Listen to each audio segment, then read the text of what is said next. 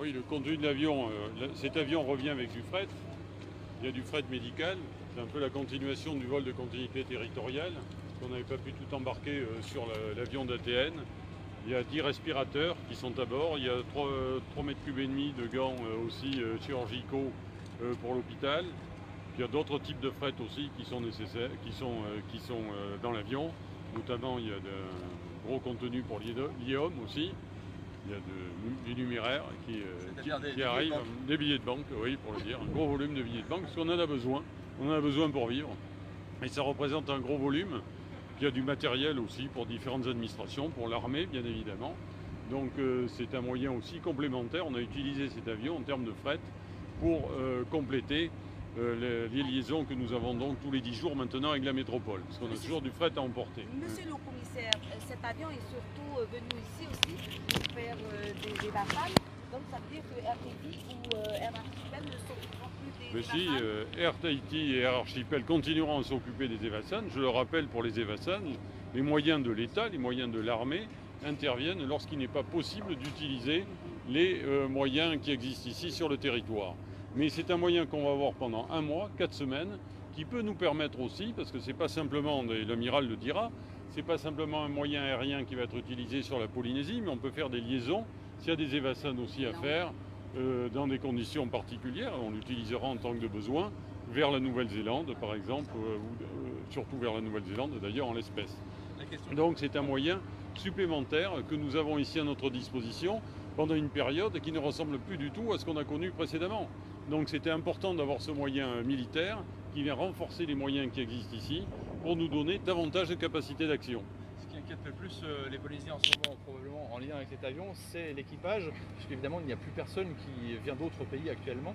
Est-ce que cet équipage est complètement safe? L'amiral va répondre, mais c'est une des conditions, et de façon générale. Dans tous nos vols qui arrivent ici, vous avez vu le vol de continuité territoriale, où les personnes ont été testées avant de venir et placées ici en arrivant en quatorzaine. Alors là, c'est un petit peu différent pour l'armée, parce que l'armée a mis en place des dispositifs spécifiques pour que l'équipage travaille dans les meilleures conditions de sécurité. Mais l'amiral, je vais laisser le soin à l'amiral de répondre sur ce point. Très bien, on revient avec vous après, monsieur le commissaire. Amiral, allez-y. Oui, bonsoir. Donc les conditions pour tous les militaires qui viennent de métropole, pour des renforts, entre autres évidemment pour l'équipage, les techniciens de la 400M qui sont à bord, c'est automatiquement 14 jours en isolement en métropole, chacun dans une piole, isolé, un test Covid fait 2 jours avant de partir, tout le personnel qui est arrivé est Covid négatif, et ensuite ici ils seront positionnés dans des logements qu'on leur a réservés, de manière à ce qu'ils soient également isolés de nous, et ils sortiront pour leur mission. C'est comme ça que ça marche. Alors quel type de missions peuvent leur être affectées? Alors, il y a beaucoup de missions. Là, à l'heure actuelle, ce qu'on est en train de faire, c'est de recueillir, et ça c'est l'essentiel, l'ensemble des besoins, soit du pays, soit des services de l'État, du pays, donc venant des Tavanas, des différentes îles, etc., de manière à programmer et planifier les vols pour répondre à ce besoin-là. Pour l'instant, on récolte l'ensemble de ces besoins-là pour les administrations et on programmera, donc avec mon état-major, l'ensemble des vols sur la partie Polynésie française. Et comme on le disait précédemment, cet avion-là, il va nous servir également à désenclaver les forces armées en Polynésie, parce qu'on apporte aussi un soutien aux forces armées en Nouvelle-Calédonie, enfin, ça faut le savoir. Et ensuite, si nécessaire, comme on le disait, faire des vols en Nouvelle-Zélande, c'est la même chose, puisque ce sont des points d'appui sur lesquels les avions militaires peuvent aussi se poser pour aller chercher du matériel ou déposer du fret, ramener du fret. Voilà. Liaison logistique, fret de personnes, Evassan, si on doit prendre des Evassanés ou ramener des gens qui étaient à l'hôpital, ça se fait, ça peut être programmé, ça va rentrer dans toute la planification, puisque je rappelle, c'est bien dans le cadre de l'opération Résilience qui a été lancée par le président de la République le 25 mars.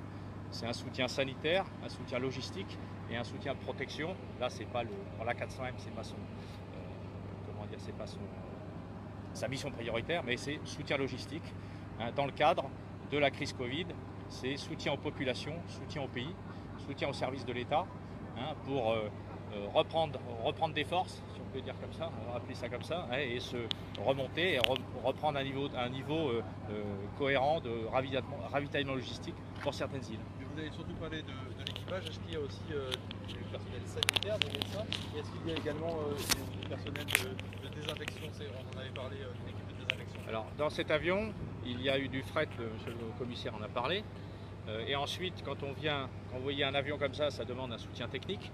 Donc il y a deux équipages qui sont deux équipages et ensuite toute une équipe de techniciens qui va assurer la maintenance de cet aéronef pendant les 4 semaines où il est affecté ici. Hein, c'est un avion moderne, ça demande pas mal de maintenance continue, de manière à l'entretenir, de manière à ce qu'il soit, et c'est le but de cette opération, qu'il soit disponible tout le temps, de manière à faire les vols qui seront programmés de manière cohérente avec les services de l'État et en vue des demandes qui ont été faites. Cet avion, on sait qu'il a des caractéristiques techniques assez impressionnantes. Il peut vraiment atterrir sur la plupart des îles de l'île ou sur la plupart des aéroports? Pour l'instant, sur la majorité des îles, oui. Après, il y a une chose aussi, c'est que cet avion-là, il a une capacité d'emport de fret qui est nettement supérieure, je l'avais déjà dit, 9 fois celle d'un CASA. Après, utiliser le CASA par exemple sur une île et faire du brouettage avec un autre avion, tout ça, c'est possible aussi. Mais le but, c'est de charger l'avion, si on fait une opération comme ça, de manière à amener le plus rapidement possible et une grosse quantité de manière à ce que ça se fasse correctement. Mais sur la plupart des îles, on peut poser cet avion. C'est une de ses caractéristiques. Sur les théâtres d'opération, il se pose dans des conditions qui sont largement plus détériorées sans que ce soit négatif par rapport au terrain sur la Polynésie. Alors c'est peut-être une question un peu plus politique peut-être pour vous, mais s'il est si performant pour la Polynésie, est-ce qu'on pourrait envisager qu'il reste ici cet avion, monsieur le commissaire? C'est un avion. C'est plutôt. C'est à vous alors, c'est l'armée, pardon. C'est un avion des forces armées. Ce que j'avais dit dans un des communiqués qui avait été fait avec monsieur le commissaire d'ailleurs, c'est que cet avion-là, c'est un avion qui sert essentiellement sur les théâtres d'opération extérieures. Les forces armées en métropole et sur tous les théâtres d'opération, c'est un avion qui est énormément sollicité. Et donc c'est un effort particulier qu'a fait la France à travers ses forces armées pour projeter cet avion-là de manière à justement nous donner de l'oxygène pendant un temps déterminé. Donc 4 semaines, c'est un effort qui peut vous paraître petit, mais c'est énorme. Et je vous signale juste que quand il y avait Irma aux Antilles, lorsqu'il y a eu le cyclone, l'A400M était resté 10 jours. Donc là, c'est 4 semaines, c'est un besoin. J'ai poussé pour qu'ils viennent de manière à ce que ça nous désenclave et ça permette des possibilités. Et donc, on a eu la chance, vous avez la chance d'avoir, je dirais, et nous avons la chance d'avoir la 400M pendant 4 semaines. Donc c'est un effort important. Sur l'aspect des questions d'appui militaire, lorsqu'il y a des situations de crise, l'amiral parlait d'Irma qui est un bon exemple, où des moyens aériens, des moyens nautiques aussi avaient été déployés aux Antilles. C'est la même chose ici aujourd'hui, ici et dans l'ensemble des Outre-mer, où des moyens, notamment des navires de la Marine nationale, ont été déployés, parce qu'il y a des bâtiments de commandement et de projection qui ont été déployés aux Antilles et dans l'océan Indien, et ici on a la 400M. Donc ce sont des moyens militaires avant tout, c'est pour mener les opérations de l'armée, et lorsqu'il y a nécessité, et lorsqu'il y a des problèmes, on va dire, de sécurité civile au sens large du terme, l'armée est là pour appuyer l'action de l'État. Donc on a cet avion qui est venu dans des conditions de sécurité, et j'insiste sur ce point.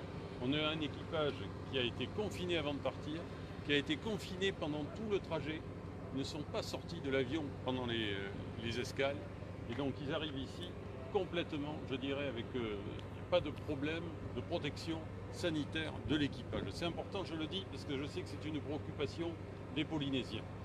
Et ils seront également, l'amiral le disait, confinés pendant dans la caserne à Arouet, pendant leur durée de séjour ici, ne sortiront que pour mener leurs opérations. Monsieur le commissaire, tout à l'heure vous disiez avec le contre-amiral que l'avion est ici pour 1 mois. Mais si on observe, ce que je ne l'espère pas, une recrudescence du Covid-19, qu'en est-il? Quand sera-t-il? Mais n'est pas là aujourd'hui, nous avons une affectation d'un moyen militaire qui est fonction de la situation que nous connaissons sur le territoire, qui est fonction aussi de la situation que nous connaissons en Nouvelle-Calédonie et ici en Polynésie, où nous sommes à une phase où la propagation du Covid est contenue, il faut bien le dire, il faut employer ces termes. J'aurai l'occasion de revenir sur ce sujet dans les jours qui viennent. Donc on va s'efforcer, la question qui aujourd'hui, l'amiral le disait, c'est d'utiliser pleinement cet avion pendant 4 semaines. Parce qu'on peut en avoir besoin, vous le disiez, pour des opérations d'évacuation sanitaire, pour des questions de ravitaillement des îles, en médicaments, en équipements, en matériel. Donc on va planifier tout ça et on va tout faire pour l'utiliser au mieux pendant ce séjour. C'est ça notre objectif dans l'immédiat, parce que c'est les problèmes auxquels nous sommes confrontés aujourd'hui. Monsieur le commissaire, vous nous voyez souvent en ce moment, peut-être un peu trop, mais pas depuis quelques jours. Est-ce qu'on peut en profiter pour vous demander où en est le déconfinement? Est-ce que vous savez déjà ce qui va se passer? Parce que normalement, on y arrive, c'est-à-dire que le confinement était prévu jusqu'au 29 avril. Et le 29 avril, je crois que c'est la semaine prochaine. Donc j'aurai l'occasion, nous allons nous revoir aussi, je vais dire, mais c'est toujours avec plaisir qu'on se revoit. Mais donc on se reverra la semaine prochaine. C'est pas tout à fait une révélation que je vous fais, et j'aurai l'occasion de revenir sur ce point. Ce que je disais aujourd'hui, la propagation du virus ici est contenue. On a eu très peu de cas ces derniers jours, qui étaient des cas de personnes qu'on avait identifiées, qui étaient repérées, qui étaient suivies. C'était donc des cas importés, pour le dire comme ça. Donc on a pris un certain nombre de mesures pour les archipels. Donc en début de semaine, nous reviendrons sur cette question avant le 29 pour fixer un cadre surtout le plus clair possible. Parce qu'il faut que toutes ces mesures soient conformes, bien sûr, à la situation rencontrée sur le terrain et qu'on puisse donner un cadre qui garantisse à la fois une protection sanitaire maximale pour tous les Polynésiens, parce qu'il faut se protéger. Et c'est bien ça le sujet, on le voit ici au travers des arrivées par exemple d'avions ici, mais c'est aussi, il faut qu'on puisse travailler aussi sur l'activité du territoire pour assurer, je dirais, que cette activité se fasse dans les meilleures conditions possibles et que la vie économique, sociale puisse continuer. Donc je reviendrai sur ce sujet prochainement et je ne voudrais pas vous donner les détails ce soir. Mais monsieur le haut-commissaire, on pourra vous poser toutes les questions qu'on voudra la prochaine fois qu'on se verra. Ce ne sera pas juste une allocution et puis... Est-ce qu'on a l'habitude de ne pas répondre à vos questions? Des fois, on a eu des allocutions. Je crois qu'on répond à vos questions on ne peut toujours. pas vraiment poser nos questions. Hein. Mais on a l'habitude de répondre. Mais écoutez... Génial. Monsieur le commissaire, juste par rapport au matériel qui est dans l'avion, on sait qu'il y a des masques et du gel hydroalcoolique, ça avait été... oui, c'est prévu. C'est du matériel qui est destiné au service de l'État ou... Non, c'est du matériel. Quand je vous parle qu'à bord il y avait des respirateurs, des gants pour l'hôpital, du gel hydroalcoolique, ce sont des matériels qui sont destinés à l'hopital principalement. À l'hôpital principalement pour ce matériel médical. Donc on est quand même pas encore dans la généralisation des masques, par exemple, pour la population. Et là, il n'y a pas de masque à bord. On a apporté des masques lors du vol de continuité territoriale. Il y avait des masques FFP2 qui ont été apportés. Ce sont des masques qui sont destinés au personnel médical, au personnel soignant. Je crois qu'il faut bien avoir comme référence à quoi servent les masques. Vous avez les masques FFP2, donc personnel soignant, personnel médical. Les masques chirurgicaux aussi, qui sont utilisés dans certains contextes professionnels. Puis après, vous avez les masques grand public qui peuvent être fabriqués d'ailleurs ici, localement. Donc c'est des sujets sur lesquels aussi, pour revenir, ce qui est évident que dans la période que nous connaissons, le port du masque est fortement recommandé. Donc il faut toujours avoir son masque sous la main. Donc voilà. Et donc la réaction du haut-commissaire.